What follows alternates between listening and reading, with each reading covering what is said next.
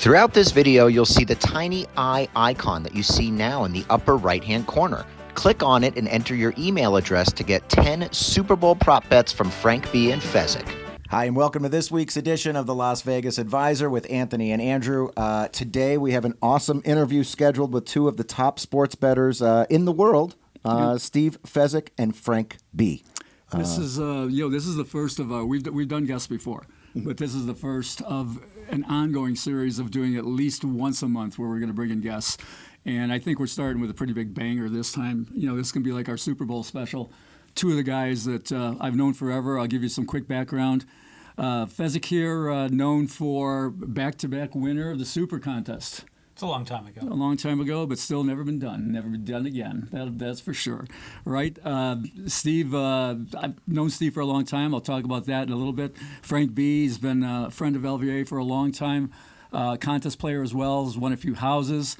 Frank has also, I've said this before, he was the winner of the Blackjack Ball Skills Contest. So, we've got some firepower here. Quick, we've known each other how long? 25 years? Longer than I think we remember. I think it's got to be. Steve was like mid '90s, somewhere in there that I start running into Steve out on the street. Well, we knew each other first, and because this was way back in the '90s, the '80s and '90s, and we kept showing up at the same places. Is really what it came from, and got to be buddies and did things together for all this time. Steve, it's interesting how I met Steve. You remember this, right? Yeah, you did a advantage play. You know how you know there's beginner luck? You never hear fat lady luck. You never hear big fat guy luck. You just hear beginner luck. So it must be real. That was a quote from Stanford Wong and Anthony Curtis were doing a beginning advantage player, all around gaming at Alexis Park. It was at Alexis Park. Wow. And so here's Fezzik. I've never seen him before. And here's this guy. He keeps asking questions. And I answer one, and he asks another question, and I answer another, and I'm thinking to myself, who is this guy? Because he's asking hard questions. He's asking questions that are putting me on the spot, right? I'm like, who? Finally, I said, I think you and I will talk afterwards, right? Yeah. And that's what it was. So that's how I got to know him. And I mean, it even goes back so far that there was a time when I had a place on the beach in Mission Beach that I rented, and the three of us were there. Remember playing poker? That? I'm like a fish out of water. So these guys are drinking like they're having their cervezas, their beers like it's water. All right, and I'm like after two of them, I'm tired, man. I can't drink anymore. So the three of us are sitting in the house playing poker. In Southern California. It goes back that far. So anyway, this is going to be our Super Bowl discussion. We're going to talk about some concepts for sure, which will lead to some actual betting, propositions you should look at. Correct? You guys got stuff up your sleeve, I'm sure. As we sit here right now, last I looked, it was Chiefs -1 favored over the Eagles. 48.5 is the total. That's what I saw. Pretty much, it's coming down from 49, 48.5. There's still a few 49s. Yeah. Spread came down from 1.5 to 1 today, and like little secret, pay attention to like the places dealing -105. So South Point dealing -105 on the sides. It was +1.5, lay 105, and it just dropped to 1 today. And I had an epiphany. It dropped to 1 on Tuesday. The Buffalo Eagles. The Eagles are slightly better. It's close, but the Eagles are slightly better. So now think about it. You could bet Kansas City pick'em against Buffalo. That was an Arrowhead. Kansas City was home against Buffalo. So if the Eagles are better than Buffalo, and now the game's in New Orleans where there'll be more Eagle fans than Chiefs fans, how can you possibly justify Kansas City being favored? We've seen the big money come in against Kansas City last in the conference championship. It's going to happen again. This game's going to close pick'em. What do you think, Frank? Same? I think that the consensus, or the majority of the sharp opinions that I've heard so far, they're like, like Philadelphia, for a variety of reasons. Even though, going back to last year, when we had you could line up all the things, sort of like intangible things that you had Kansas City, you like the coaching better, you had the kicker disparity, just all these things that kind of lined up, the extra rest that Andy Reid is known for, which, by the way, Nick Sirianni has a better winning percentage with rest. yeah, so it kind of lined up, and like we reluctantly all took Kansas City and kind of got lucky. But I think this year there's more of a split. But I think the money's going to show and push it to pick. Okay. All right. We'll get into the game certainly during the course of this podcast. We'll see how long we can go here. Where we want to start is just a little bit of history.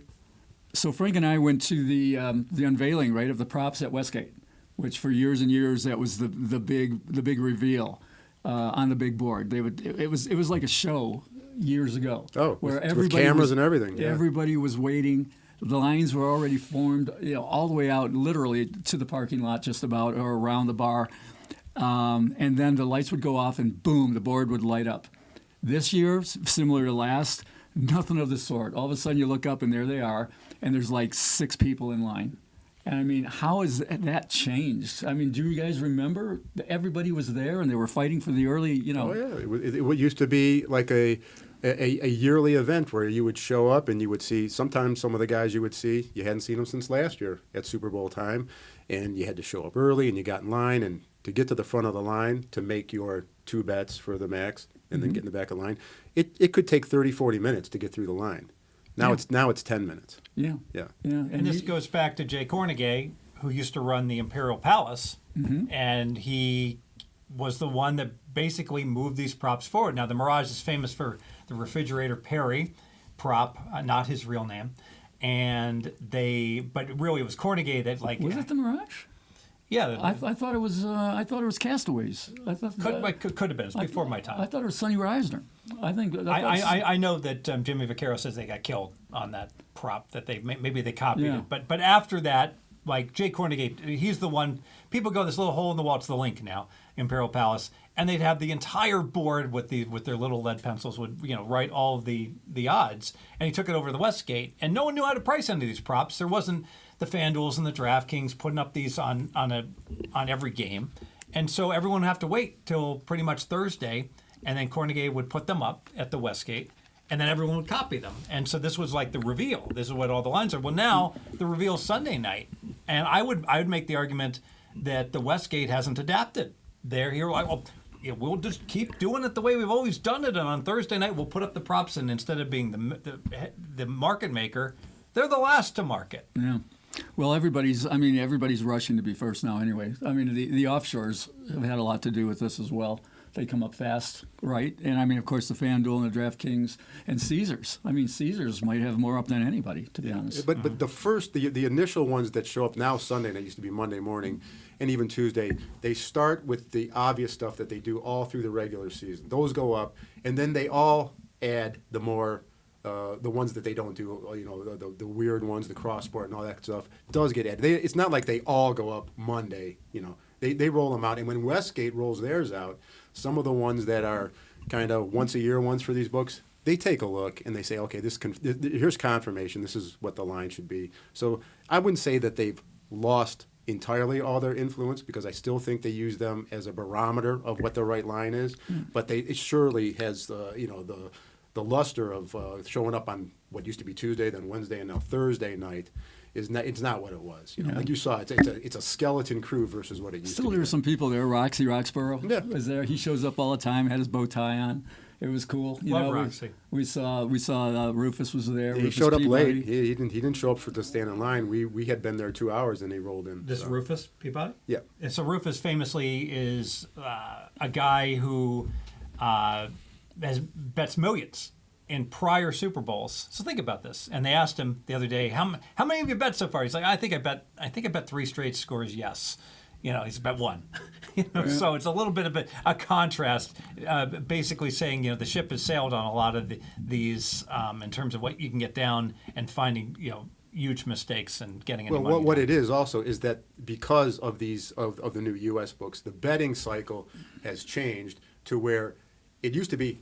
We used to run around and see who could get to the various places first to get the first crack at the lines that they put out, because there would be so many errors. Now that's not the game anymore. Now it's more like you wait till the end and all the money gets shoved in on the last week and the last 72 hours. That's where Rufus is going to bet probably a similar amount, but It's where does it go in? At the beginning of the betting cycle or at the end? Now most of the big money gets bet at the end of the betting cycle. But the beginning, in terms of like finding 60% plus bets, that's where ideally, if you knew when Coast was going to put up their lines and when Wynn was going to put up their lines, and you're the first to bet them, it's like literally you could take 20 pros and you could say, here's the sheet, and all 20 would make identical. They'd make the same 4 bets. Pretty much like 80-90% of the bets, we would all find the same things, and without really any without referring to numbers either. You just recognize that's stupid, and you bet that. Right. And they even had a few this year. I was surprised to see because I thought that had sort of kind of worked out in the wash because of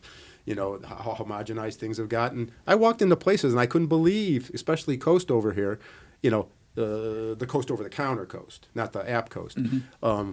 What they apparently put up for a little while, I mean, it was just stuff that like Steve would say, any fifth grader could look at it and go, wait, this is clearly wrong. Professional sports better fifth grader, right? But somebody back there, basic level, your kid, professional sport. Well, of course, my kid got a 5 on his AP calculus test, even though he's 13. Of course he did. But there's somebody behind the counter. That is? Yeah. There's somebody behind the counter who's in charge of putting these props up, who gives the final say and looked at these things and said, yeah, looks good to me. Put them up. And they're ridiculous. I mean, they're off by, there's like 500%. So think about this in terms of how misaligned Vegas is. It's like, you don't think if they would have called over to Frank and said, you know what, we'll pay you $1,000. Can you come over here and just tell us, our mistakes, that he wouldn't have done it?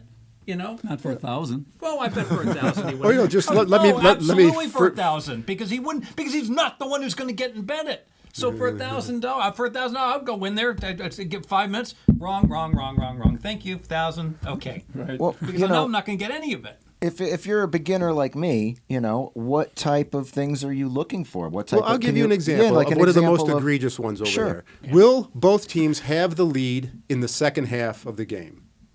What? Just off the top of your head, what would you imagine from watching football over the years? Give me a guess. How often does that happen? Is it 1 out of every 2 games, 1 out of every 3 games? How often? Both teams have lead. So basically, it's like, will one team have the lead, and then the other team takes the lead? Mm-hmm. I would say more than 50%. I would think. Oh, really? Okay.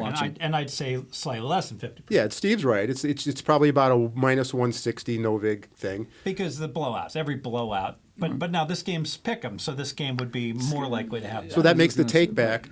The yes plus 140, and they put plus 2,500. Okay, and that's on the sheet, and I'm going, and they can't figure out why they can't pull it up because obviously either somebody got there before, or it could have been just a totally stupid thing that they put on the sheet. And I would normally think that, but there were 10 others like that on there. And I just go, what about this one? Oh no! So obviously they cut and paste the prop above it to get sometimes, but wrong. Some of these other ones that I showed you. Okay, let's get back into that in a minute. All right, there's a couple things I want to just cover here before. Yeah, he and I can get carried away talking about these props. Yes, I'll stop you.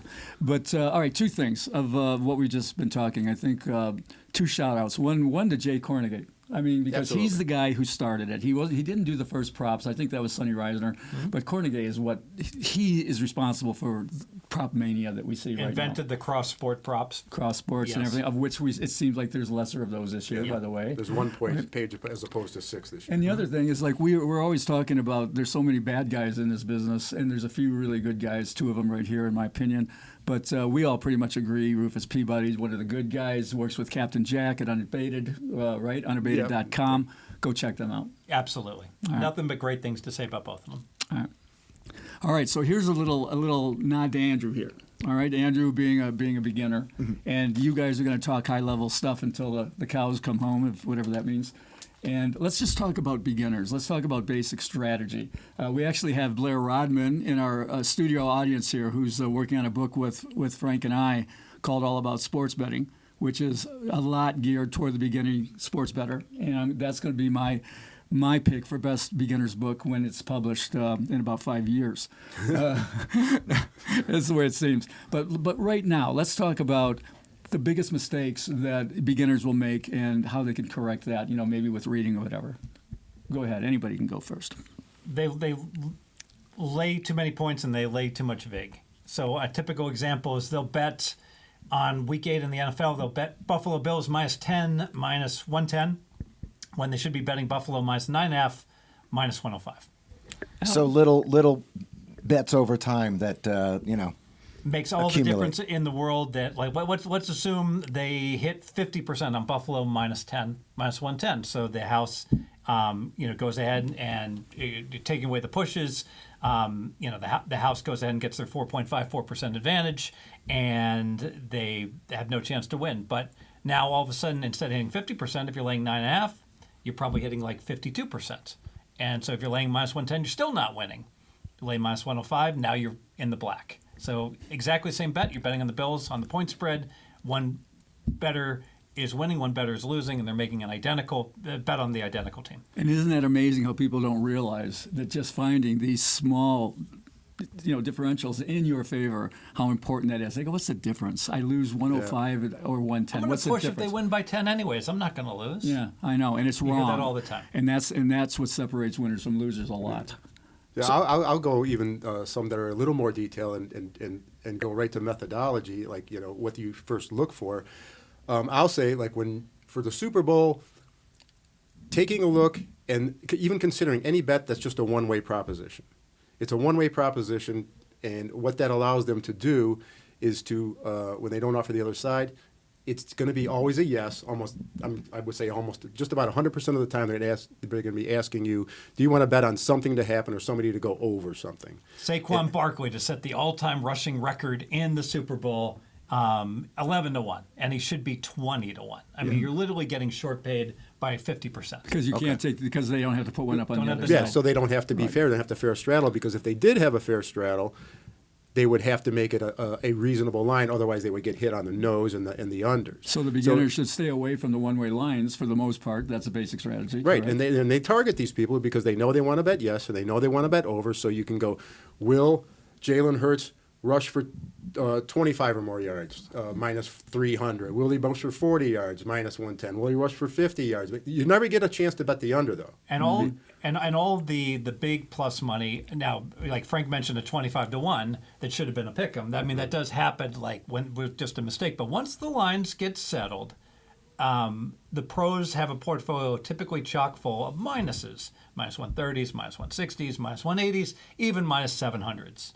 And the square balls, they want to bet a little to win a lot. They've got the 3-1s, the 5-1s, the 7-1s, and it's not unusual that they could have a Super Bowl. Like of course, they think there's going to be a successful 2-point conversion and a successful onside kick, and someone's going to score an octopus, etc. across the board. Right. What's egregious about these one ways is that they're actually doing two things. They're sort of creating a parlay that they dictate. Like a common one will be something like, will Travis Kelce get 70 yards or 80 yards in the game, score a touchdown, and the Chiefs win? Okay, so it's basically a little bundled same game parlay, but the juice that they factor in there, it really gets to a degree where they've got 30 different ones. Will Jalen Hurts do this, and will they win the game? Will these two guys both throw 2 touchdown passes and all that? But those are kind of like parlays, and the juice associated with that, when there's no accompanying no to bet on, is just you're falling for it. You're the victim, and they've targeted you, and this is exactly what they want you to bet. The gaming commission would never allow a slot machine I didn't think having that big of a hole. I didn't think they allowed one ways in correct. Vegas, in Nevada. Actually, I didn't realize that they allowed them. The what? The one-way. Oh, bets. the one-way lines. Yeah. So another example, and this is more like mainstream information, like recommendations coming from like sports advisors and stuff like that, and I see it. And as soon as you hear something like this come out of their mouths, you can just disregard anything they have to say further, because they don't know what they're doing. They know how to bet. And I see it in the Super Bowl year after year, and it's to tease, because people like to bet teasers. Tease the side, which you had one good side to tease. You had Philadelphia there for a while. And then they put the total in there. Okay? Now, if you don't understand anything about how teasers work, it's a 2-team alternative point spread, or in this case, total bet. And what they're advising is basically, Steve, what's the break-even rate for a leg for minus 120? So 6-point NFL teaser, minus 120. Each leg is, you're basically minus 2. I call it minus 280. It's minus 282. I always round it to minus 280. So when the Eagles were plus 1.5, and you could tease them to plus 7.5, that's called a Wong teaser. Go read Stanford Wong Sharp Sports Betting. He'll explain why that's a good teaser leg. And the no vig line probably should be like minus 3? 290. Minus 290, you're laying minus 280. Boom, you got the better of it by Yeah. 10 cents. But here's the problem. You need a dance partner. So here's what the media, so the content providers do. Well, let's play the total, and we'll take the 48.5. We'll play over 42.5, and we'll tease the total. But the problem with the totals don't land nearly as often as sides. They're more volatile. So if you look at an alternative total, and they'll have this up on an over 42.5, the no vig Minus 230. Yeah, minus 230 plus 230. So think about this. You're laying minus 280 on something that should be minus 230. You're getting rooked by 50 cents versus the no vig line. So you're getting the better of it on the first leg, the Eagles, by 10 cents. You're taking the worst of it Right. by 50 cents on the second leg. Obviously, you add the two together, and you're about net minus 40 cents. And so you should be laying minus 240 or minus 250 and laying minus. Well, you should be laying like minus. You should be getting plus 110. You're laying minus 120. No good. So Yeah, you when I- can't construct a good teaser because it's only one game. Unless you got open. You could say open spot and you got a bookie that lets you Well, that's come what I back did. in August. I had all my ones that I had saved. I had one open spot left, and I just the first thing on Sunday night, Monday morning. Well, as soon as they allowed you to do it, I just closed all my teasers So this is with Philadelphia. So this is dangerous. So what Frank does is he leaves one open spot, like from the prior playoffs. But here's the danger. Which most books don't allow you to do. Well, but yeah. Yeah, this like I 90% of my betting is offshore. So But that's he's just- hoping, like here's how he could get screwed. What if the Super Bowl line had been Pick'em and never moved off Pick'em, and now he's sitting there with 4 open teasers that he's got to close? Yeah, well, I have sometime. in years I have carried them to the next football All right. season. Then you've got that option. Yes. holding them for a long time. Okay, one clarification. Blair Rodman in the audience makes me aware that it was Art Manteris at Caesar's Palace who did the Refrigerator Perry. It was Sonny Reiser did the Who Shot JR. So Blair Rodman corrected us. Go ahead, plug him. Blair Rodman, author of Kill Phil and Advanced Kill Phil books. If you're not that good of a poker player and you always want to play with the big boys, get Blair's book. And bottom line, you don't call very often. You shove all in a lot. It puts a lot of pressure on those pros. All right, so let's talk books. I mean, for guys, I had a guy who came into the office the other day and he said, I'm just beginning. Guy like you. Yep. Right? What book should I read? Where do you start? And I mean, we publish books on sports. Obviously, you don't have to pick our books. I mean, where would you start? I know Sklansky did some good stuff on sports betting way back. Where would you start? Well, I wouldn't start with Sklansky, who came out when teasers were even money. Okay. And said there are better ways to invest your money. Avoid those sucker bets. So sorry, Dave Sklansky, tremendous poker out there. Avoid his sports stuff. The Logan Field's outstanding book, 2020 Sports Betting. I would title this Winning for Dummies. All right. So if you don't know anything, he's like, you don't have to take your basic Python coding skills and build a model and go ahead and win. Or you can recognize that John Daly doesn't play well when he has tournaments in Vegas, especially if by some miracle he makes the cut on Friday night and goes out and celebrates and then has to tee it up Saturday. So he basically dummies it down. And one of the things I love is a focus on one sport, specialize on one sport. Specialize in a sport maybe a lot of pros don't specialize in. He did golf. And he explains how to get advantage plays. And one of the things he discovered was the field. Like if you're betting tennis, the field never wins because you can't beat Djokovic if you're the number 100 tennis player in the world. But if you're the number 100 golfer in the world, you can win golf tournaments because the over-under on the best golfer in the world is like a 69, and on the 100th best golfer is like a 70. It's like there's not much of a disparity. So he won a lot of bets taking the field and getting 40 dudes, and it wouldn't be all that unusual for one of them to have won that golf tournament. Well, here's why I agree with you. The subtitle of that book is Think Like a Pro. So it gives you a lot of baseline how to think about betting on sports, whereas the others just give you methods and things like that, all right? It's similar to when somebody asks me about video poker, I go, if you really have time and you want to get into it, read $1 Million Video Poker by Bob Dancer because it's all conceptual about how you get the edge in video poker with, real-life examples. But I told a guy who came in the other day, I said I'd start with 2020 sports betting.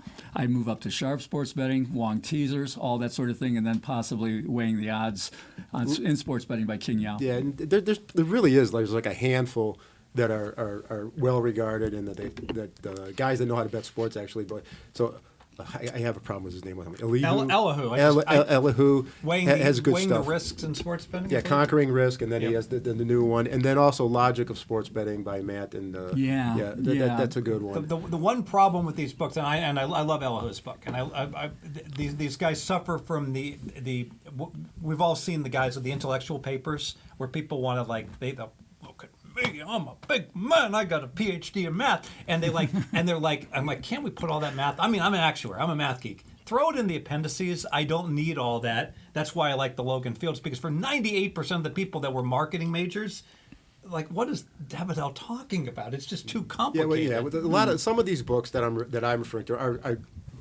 pretty much reference material for some of them. They'll have a chart with all your break-even rates for teasers and stuff like this, and first half value, what first half points are worth in the NFL.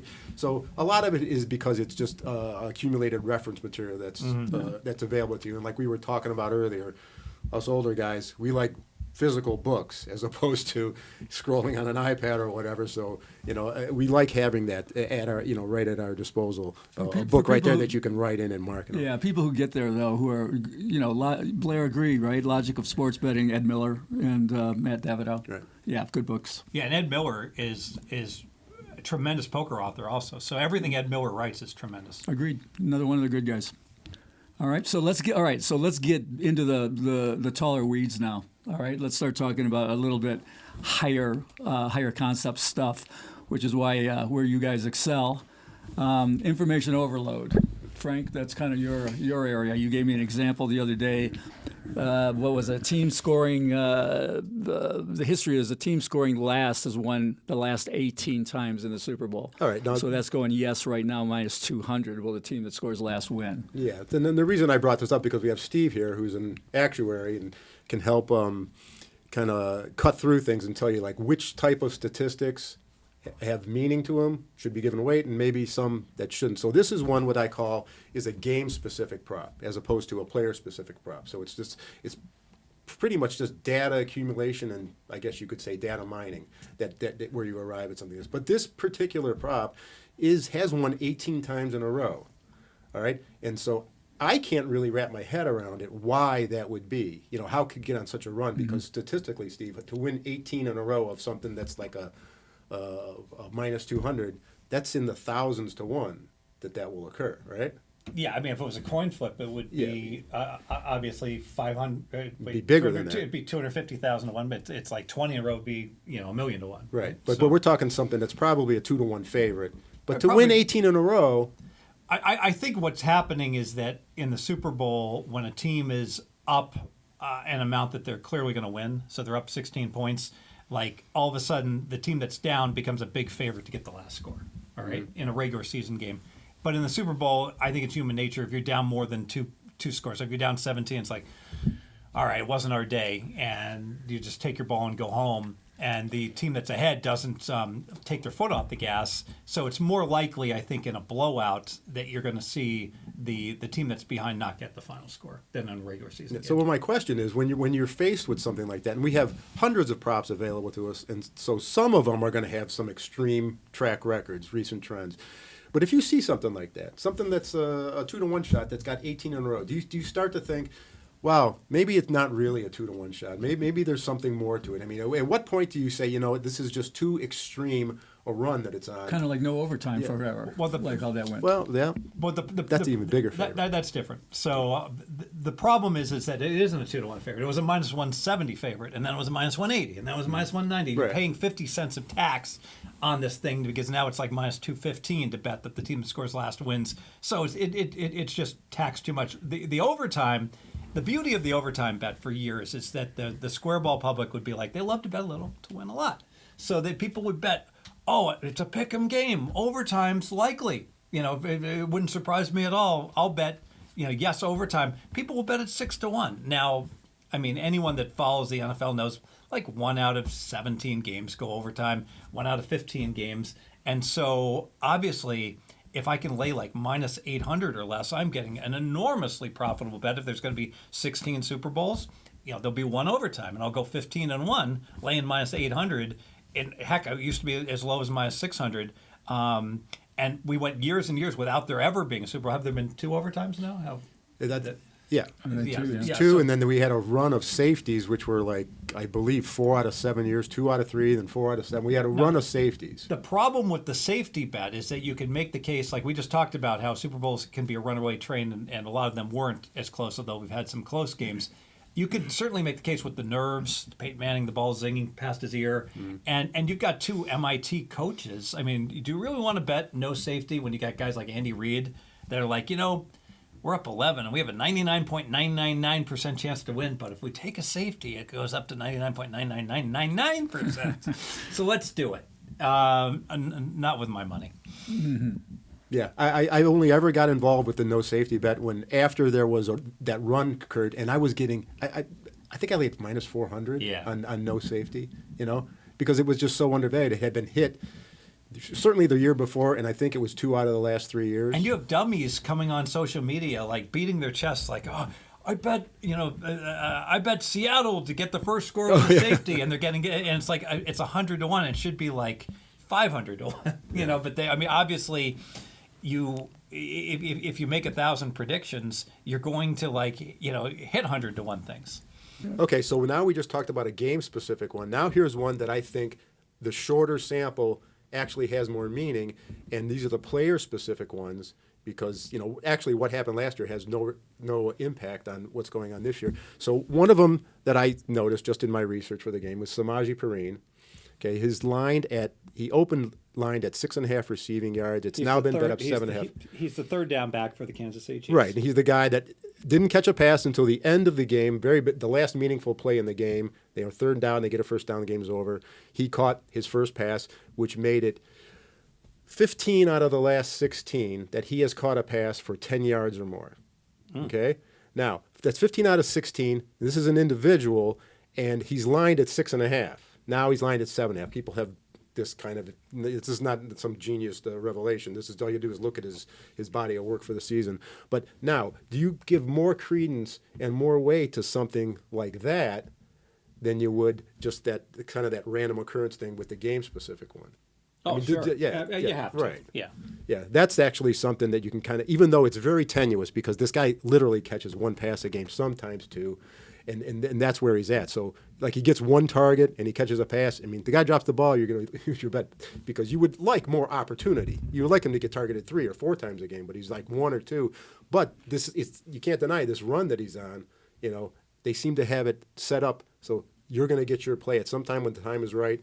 The moment's there, okay, this is the play. It's going to be there. It's going to be wide open, just like it was on third down in the fourth quarter. So this is your methodology. You go back. You look at what's happened historically in the past. You look at the line. You just Well, you do that for every player prior to Super Bowl, Yeah, and then, so you go you guys- back and you have enough time. You can double check everything and make sure that you didn't do Now, something. where you have to be careful, like with a team like the Chiefs, obviously, and no secret, everyone knows quarterbacks run more in the playoffs. So Patrick Mahomes, is he going to get 7 or more carries? Well, he didn't do it at all during the regular season. He bageled. All right, every game was 6 or less, and now in the playoffs, 7 and 11. Well, shocker, Mahomes is going to run more in the playoffs. Right. The same kind of thing applies to Kelce. There's regular season Kelce and there's playoff Kelce through the years. It's radically different, his medians. But you're a little sour on Kelce this year, yeah. Yeah, well, He's old and he can't run exactly. anymore. And he's got a girlfriend.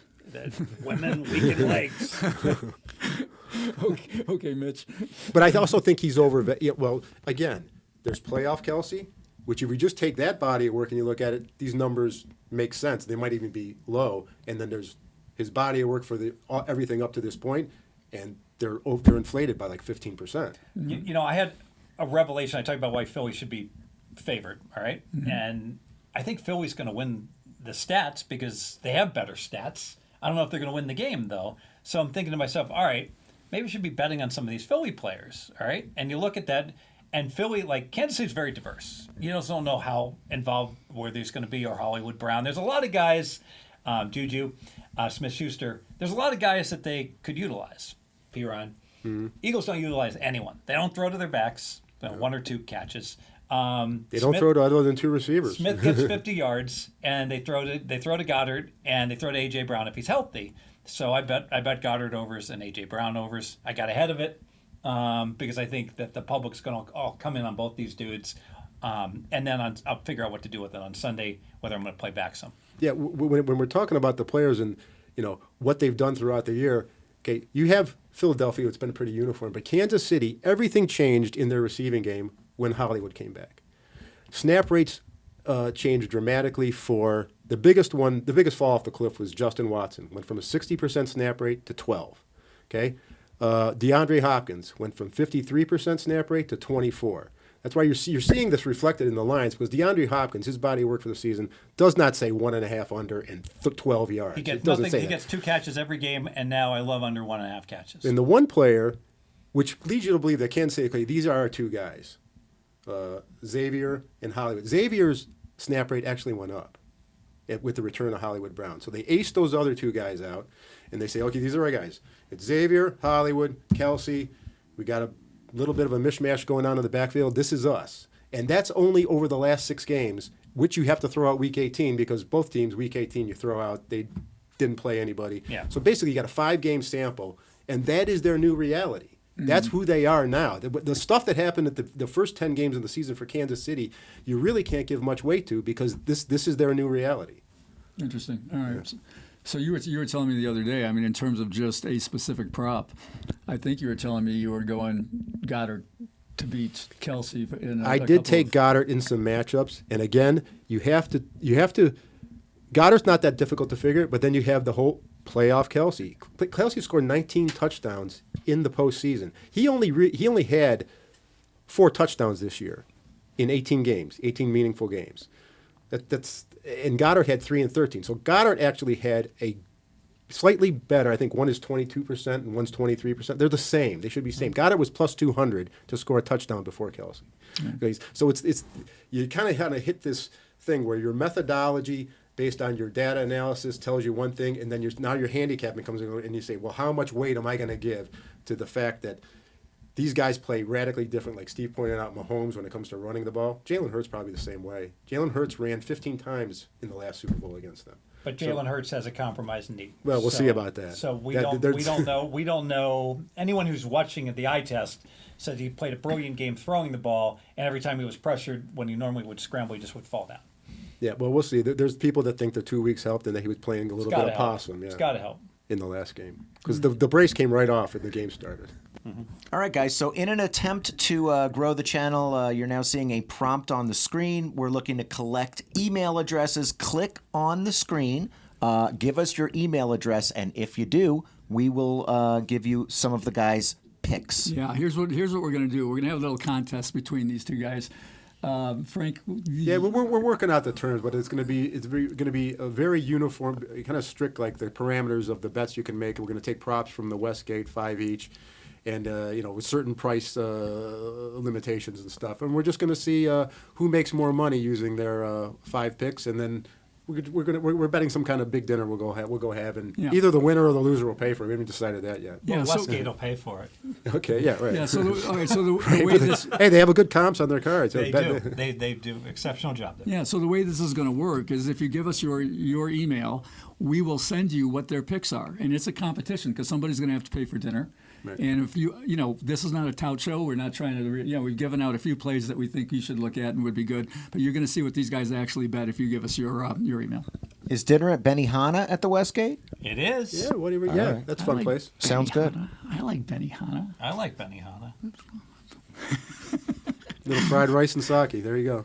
Okay. All right, so take a look at the prompts and give us your email addresses, and we will send you picks from the guys. All right, next subject. This is going to be this might be the most interesting discussion because I know we don't feel the same about this, and we're going to talk about hedging because a lot of people either have futures or whatever. They bet it at some point, maybe the beginning of the year, maybe they bet it at playoff time. I know I buy my son a team on each side. One of them was I got him the Eagles, so he's got the Eagles at a decent price. Should you be hedging? Who wants to go first? Go ahead, Steve. You're bursting to come out of you. Okay, so the answer is no if it's not a significant amount of money. So, but I'm going to use these. Can I use these chips? You may. All right. So let's say your Kelly criteria, your sports betting, and you've got a bankroll of $100,000. Mm-hmm. All right. So if you got a bankroll of $100,000 and you're betting, and you think you have a 2% edge, what should you bet half Kelly 1,000. That's your normal bet. You bet 1,000. You either win 1,000 or you lose 1,000.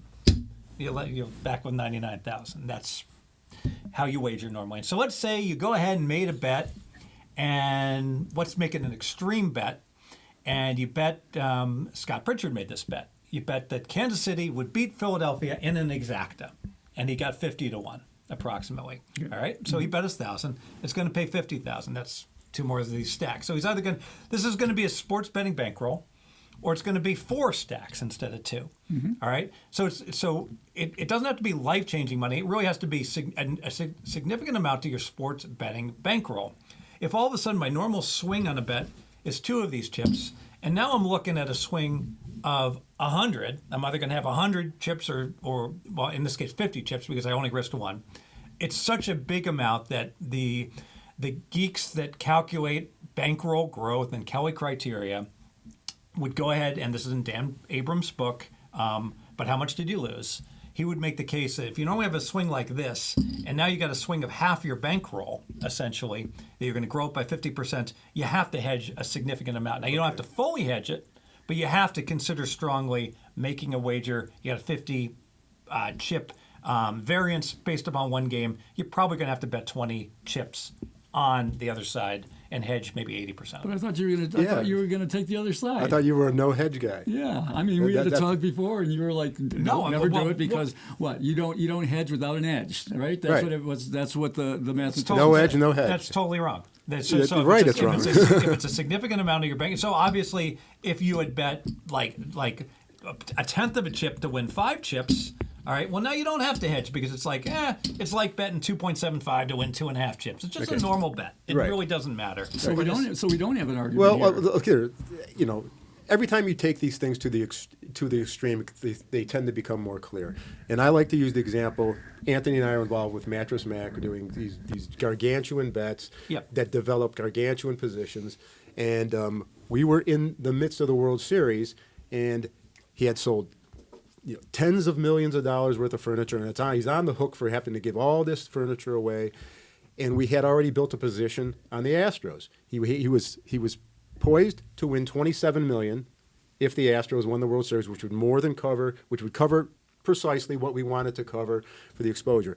But during the early part of the series, we had an opportunity for one of the bets to settle out for $3 million.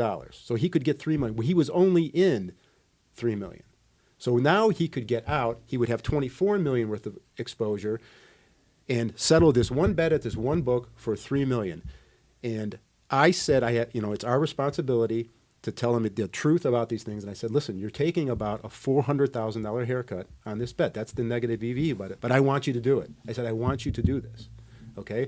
And I think Anthony agreed. I don't know if I agree. Yeah, okay. And it upset me a little bit that he wouldn't do it. Now, it was all explained to him, the reason why we wanted him to, and the negative aspect of that he was giving away money. But he couldn't do it for that. It wasn't that reason. It's he couldn't be caught betting against the Astros. He said, if it ever got out that I bet against the Astros, that wouldn't be Which good essentially for me. that is a bet against the Astros. Right. And that would be a huge minus EV, so he was correct. Yeah. But I never wanted somebody to make a bad bet so much in my life. Because I said, listen, here you go. Now you're free rolling $24 million. You got it. You got this thing whipsawed, the whole situation, and you spent a lot of time and effort throughout the whole year building these positions. And look at the spot you're in.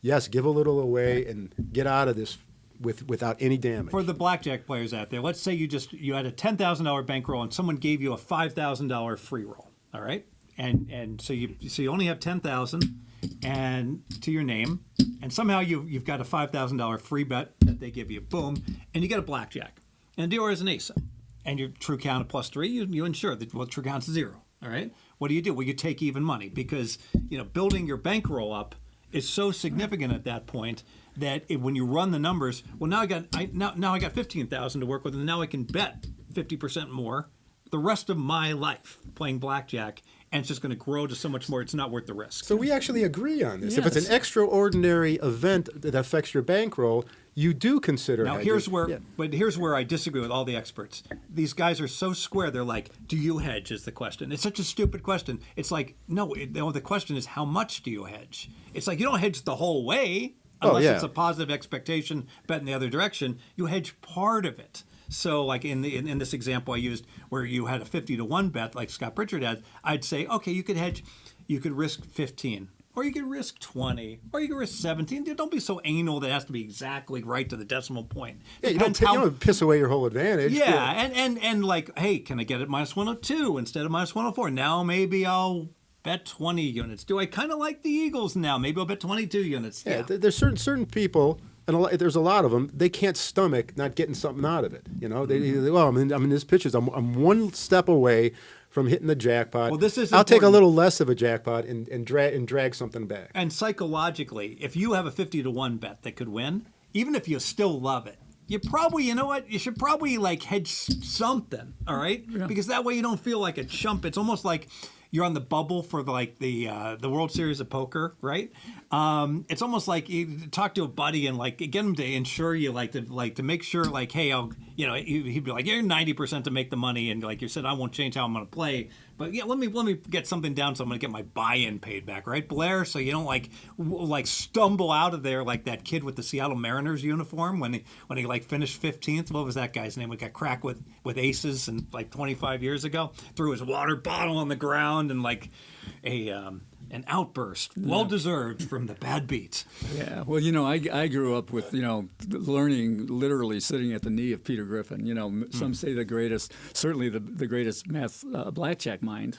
I mean, even probably above Ed Thorpe, but I mean, in all sorts of gambling. And he would always tell me, strict mathematical. Look at it is that every time you hedge and make a negative expectation bet in a hedge, you are taking away from your EV, and it's true. It's true, and that's how you would think. But I have, without question, evolved to the point where I think it's just utility. I think it's what does it mean to you? What does that money mean to you? I mean, like Andrew, what are you going to do? You're gonna make $5,000 if one side wins. Well, you don't want to risk it all, do you? I mean, you want to make 1,000 at least, right? Something. Yeah. But Let me use the Billionaire example. This is an Abrams book. It's excellent. So, Yeah, what book is that again? but how much did you lose? I didn't come up with the title. I got to find it. Always Play Back is my title for it. But you've got an opportunity to win $1 billion, 50-50, get nothing or $1 billion, or you can cash out. And I'm going to give you $80 million. What say you? I'm taking 80. Exactly. You know why? Because on a scale of 0 to 10, 80 is like a 9.9, and $1 billion is a 10. And I almost use an example. It's like you get to pick the girl you're going to be with the rest of your life, and you can have like a 50-50 chance of getting a 10, or you can have a lock that you get 9.9. Yeah, you take the lock. Put me down on the 9.9. I'm not sure about Sydney that one. Sweeney might slip through my hands, but it's okay. I'm not sure about that one. Okay. All right. Yeah. Okay. So we kind of agree on that. yeah, we It totally seems- agree. it I thought seems- we were going to argue. You told me you were going to school me. I'm there's surprised that you guys are like that. We're all in agreement. But do we all agree that like the partial hedge? It's not the full hedge. Yes. Well, but with the caveat, I think this comes with a caveat because here is and pretty good overall bettors have this bad habit, and they're always trying to buy back, and maybe it's because they're betting a little too much. I don't know what it is, but it can become a bad habit, hedging. It's Yes. where it really can. Too many of them Anytime do you're in a that. game, you got whatever kind of parlay going, whatever it is that's got some kind of payout, or just a big bet, and they're like, "Oh, I took back a little bit on the team total the other way." You're piling juice on top of juice, and that's not what you want to do. You want to get in that habit. It should be the exception rather than some guys that I know that I respect. They have this bad habit. It's almost a rule for them. Yeah, I like they're his- always I like they're your always 99 buying point- back. I like your 99.9 to 10. I mean, if you have the bankroll, every time you take less, you're hurting your long-term EV. If it's not going to kill you to lose that thing, you don't want to do it. You don't want to hedge. What is counterintuitive? Let's say you bet the coin toss, all right, and someone gave you 10-1 because they were just stupid, all right. So you bet 1 unit to win 10 on the coin toss on heads, and then someone offers you tails, and you can bet tails plus 100, which is offered by some books. How much should you bet on tails? Well, intuitively, you're like, well, I got a great bet on heads, so maybe I bet a couple units on tails back. And it turns out, no, you want to bet 550 on tails. You want to bet such that you're completely indifferent, even though this bet is great and this bet is break even. You still want to bet half of this amount of what you settle, such that you're completely indifferent. And that's counterintuitive. People don't Yes, think, it is. because this bet's so much better than this bet. Why would you bet What that? if you're laying 110? Of course not. Okay. But So if that I'm says laying there's minus difference, yeah. 101, it's it's still like I'm going to bet something. But if it's plus 100, if it's exactly break even, you actually bet enough that you bet a huge bet on this bet, even though this is the really good bet. Because you're not taking the worst of it on your head. That's right. Right. It's like free odds on craps. Yeah, Great example. Yeah. very good. All right, so Steve, sticking with the topic of hedging, what do you think about betting live after you've already made some bets? Well, with the evolution of hedging live bets being available, or just live bets being more and more available, I kind of like under hedging a little bit before the game. Still hedge, right? So normally if I was going to bet this much as a hedge, maybe I'll bet this much and I'll hold back 3 units. Not because I'm necessarily trying for a middle, but more, hey, the line on the Super Bowl is going to be the same basically everywhere, right?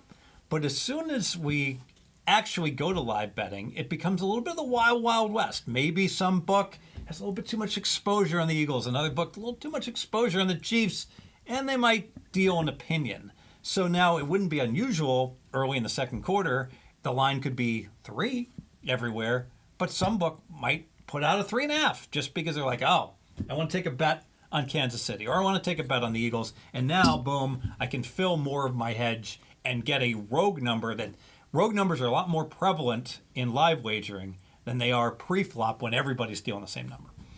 But you're not going to be able to get down as much. That's right. I mean, so that's the other consideration. So you have to make most of your hedge bet beforehand. The Super Bowl might be a exception where you actually can, I don't know, like Circa deals $2,000 live during the playoffs. We'll see. What do you think they're going to go, 5,000 to the Super Bowl or 10 during the live wagering? I don't know either. Yeah.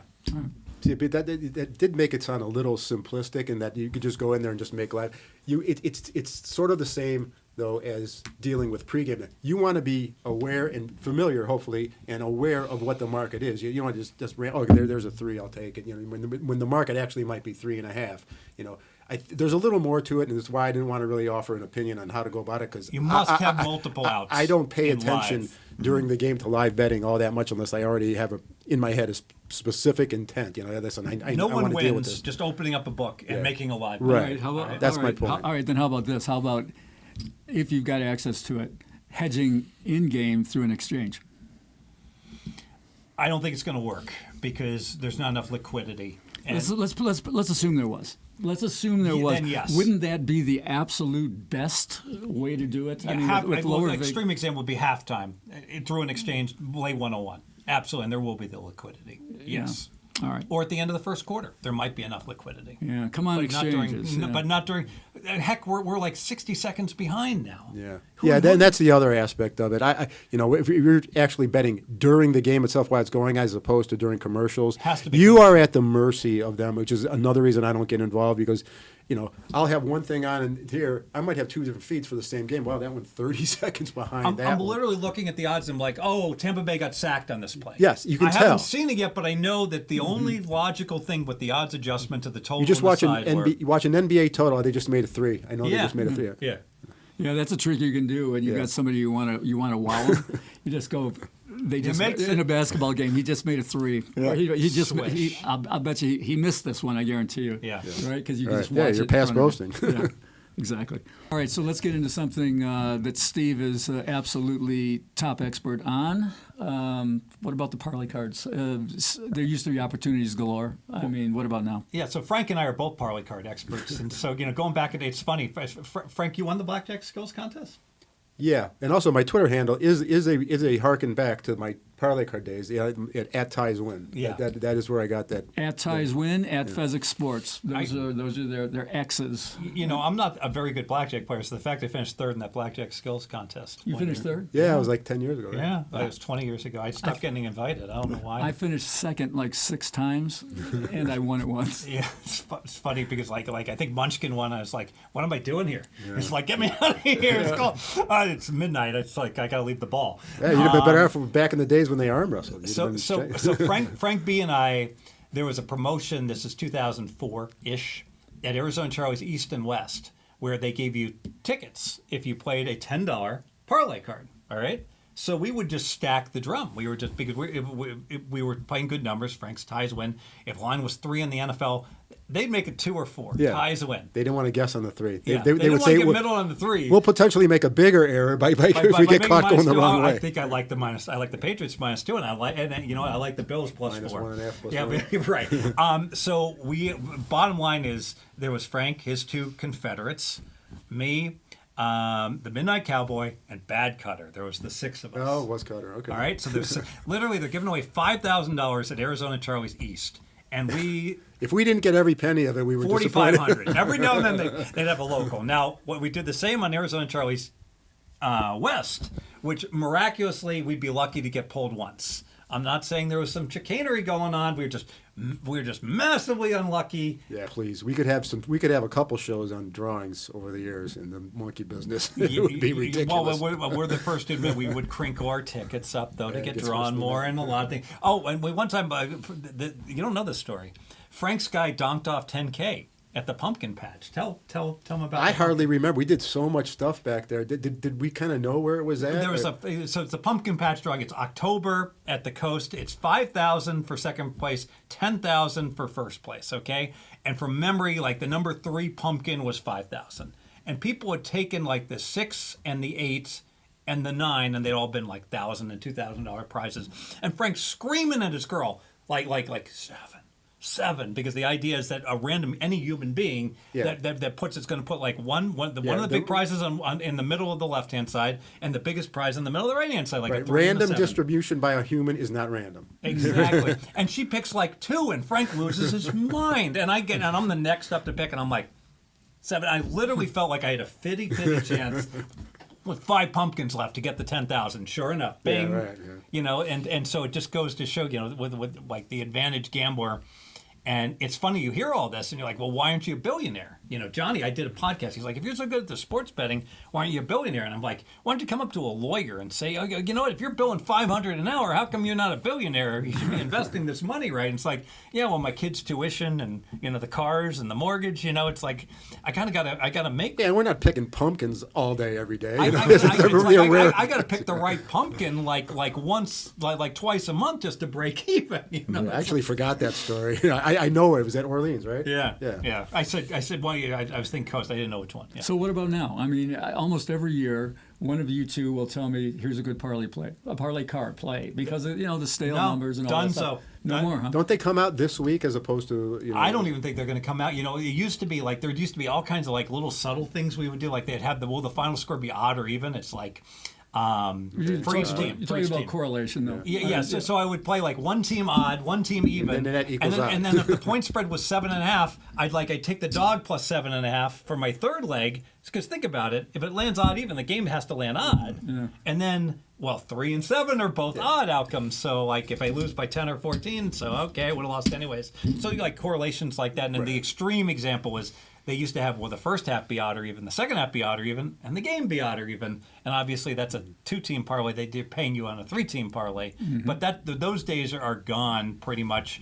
And I don't even know if we're going to, like for years, the William Hill was putting up a parlay card that was beatable. I don't even know if we're going to see it this year. Well, I don't know. And also out at South Point, they would put one out, and it does. It all comes down to correlation when you're filling these things out. Which, by the way, if you still want to take a part in something like that, where correlation is what it's all about, the Westgate does have that contest, and that's what that contest is all about. The prop contest. Yeah. I don't know how many there. I think there's 20 props, but the only way to go about it is just come up with a game script that you're comfortable with and fill the card out to fulfill that game script. Yeah. And that's how you play that contest. Because if you start considering each one individually, I like him over, but if you like Kelce over, you got to like Mahomes over. It's the way you got to construct. That's the Westgate Super Bowl props contest. Yeah, it's pretty good. $100 buy-in, max 3. It's like they did a season win contest at the Westgate in the NFL, and a good example is even if you had good numbers, you probably wouldn't want to play all 4 teams in the division to go over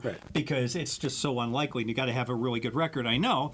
I went 24-8 in that damn contest and finished second instead of first, so I got. But that's what that was about: conference correlation and even more so division correlation. Yeah. So I got 6,600 instead of 19,000 because some guy put up the best record in the history of the contest at 25-7. Congratulations! But you did it right. You filled it out the right way.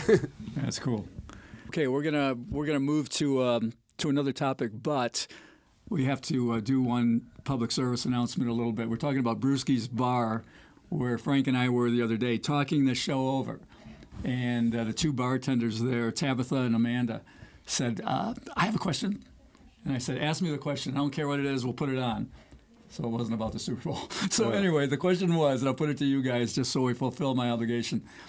What is the easiest sport to win at, and is it baseball? That's what she said. Well, theoretically, is it baseball? Theoretically, with the straddle, yeah. My answer was it's what you know best, but then go ahead.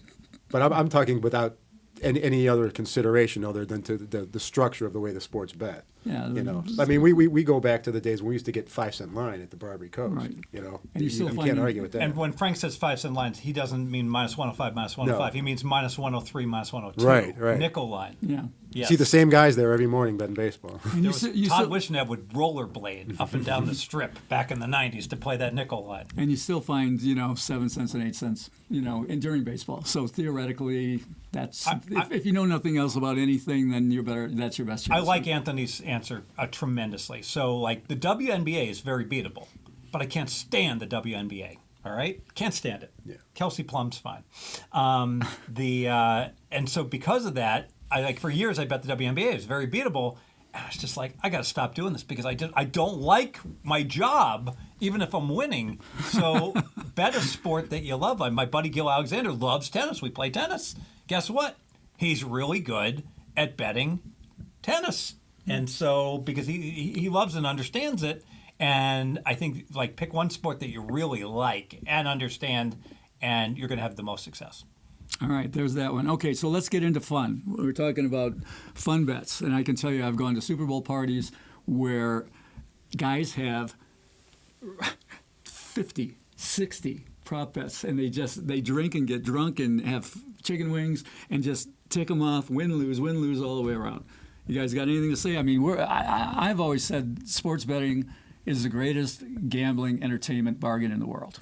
Right, because it lasts a long time. You can bet small amounts. The VIG's not too high. What do you guys think? Yeah, absolutely. So you could, if you bet $10 on 20 props, all right.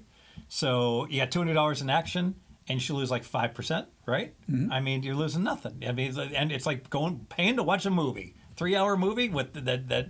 I absolutely endorse it. But where I have a problem, the same thing's true all casino gambling. I can't stand these horrible blackjack players that go and play like $300,000, $500,000 a hand. It's like, what are you doing? Just go. It's the same thing. You can just bet. Oh, there's guys that bet 5 dimes on the coin flip. Yeah. I mean, you can just bet $5. It's the same thing. Why? I mean, it's not the same thing to them. You know you're gonna lose. You're not going to win. So what are you doing? Yeah.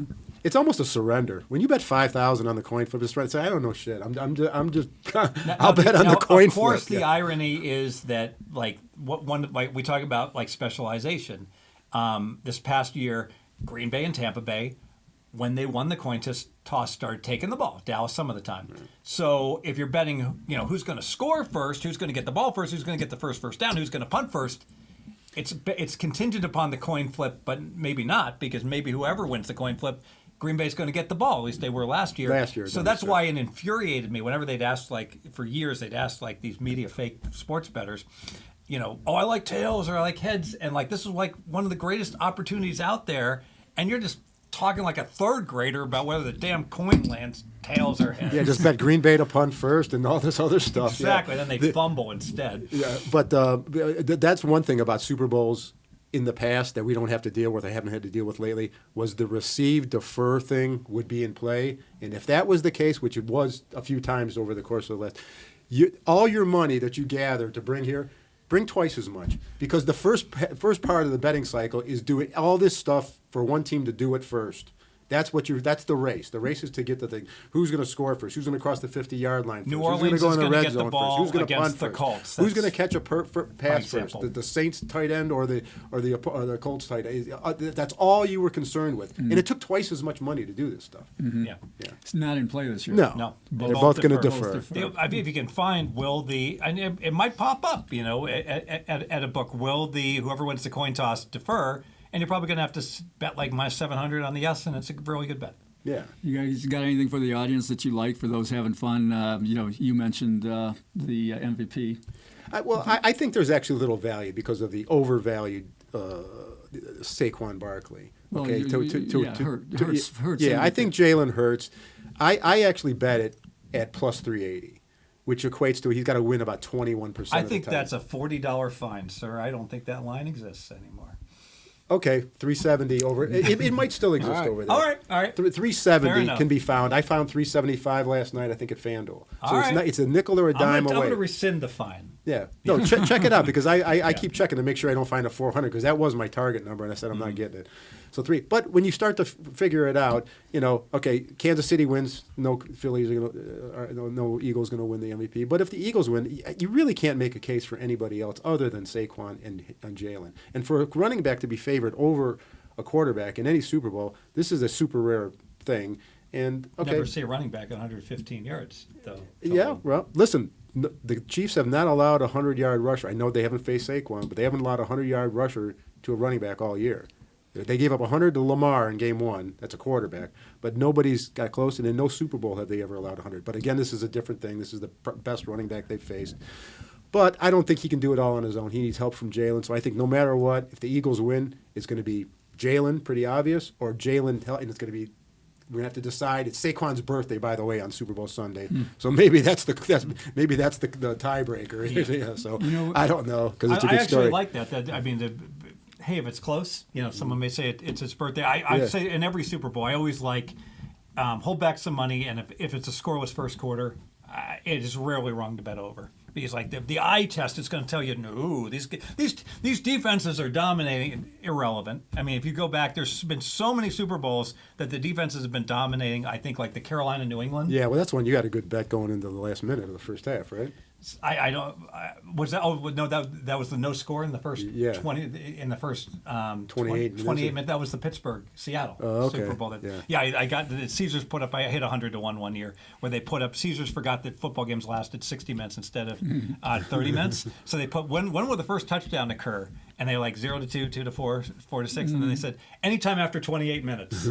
I'm like, and so Jerome Bettors got stuffed on the goal line with 2:04 left, and we made it. So we got there. By the way, Goose, my buddy Goose, my associate Goose, he's I like Goose. We like Goose. So I got down $100. Goose does good wine, but anyway, go ahead. I got down $100 on that bet. That's what they gave me, 100 to 1.